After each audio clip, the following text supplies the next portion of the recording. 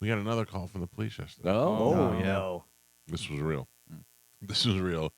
And God bless these guys for the way they talked to my wife. They were like, listen, we're a Tampa Police Department. We know that because we listened to your husband's show that you are not going to believe anything we say to you right now. And the guy's like, here's my name, here's my badge number, here's my desk, here's my email.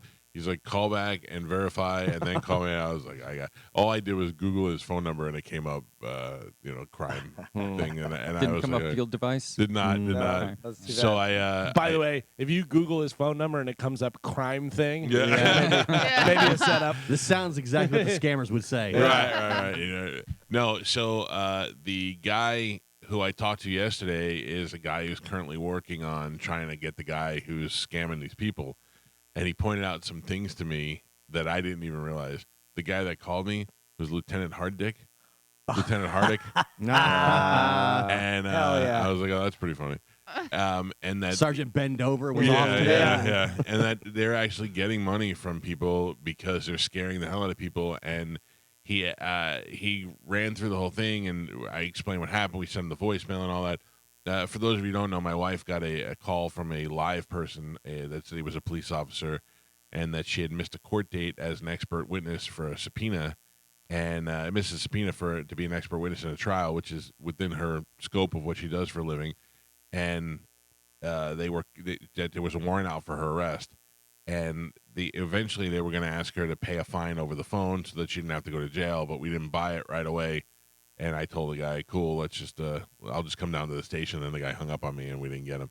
But, he was using a fake phone number and all this stuff. So I talked to the guy yesterday and I said, I bet he's getting a lot of old people on this. And he goes, old people, young people, he's getting everybody because people are so scared. He goes, I wish I had a way of telling everybody, and I don't, but if you can, he's like, please let people know that the police will never call you and say, we have a warrant for your arrest, we're coming to get you, ever. He goes, we'll either just show up and get you, or we'll send you a letter saying you have a warrant out for your arrest, and you handle it through that way. He's like, we're never going to ask you for money over the phone. We're never going to do any of that stuff. He said, if it sounds like it's too good to be true, or if it sounds like it's too ridiculous to be true, it probably is.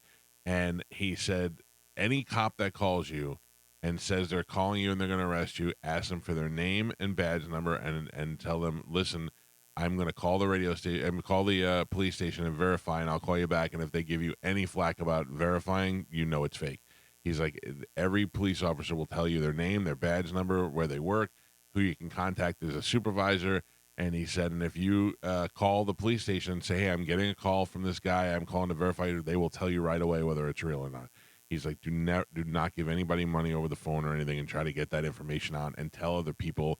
And if you know people who are getting these phone calls, pass that information along. Because I honestly felt like these guys felt horrible that they can't do more. And with this day and age with the Google phone numbers and all that, which is exactly what they use to call us, he's like, it's making it almost impossible to track them down that way. But this guy, Lieutenant Harddick's going to get it though. Oh, yeah. These guys He's are going to on be it. popular in prison. Uh-huh. Hey.